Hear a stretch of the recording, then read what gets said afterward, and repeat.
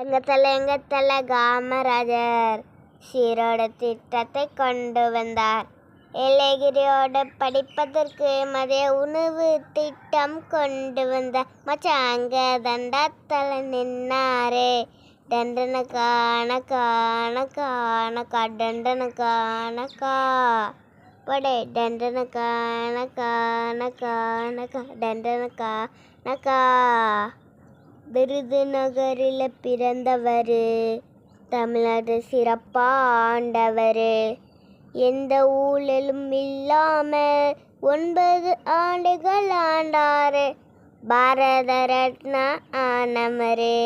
தண்டன காண காண காணக்கா தண்டன காணக்கா படே தண்டன காண காண காணக்கா தண்டன காணக்கா.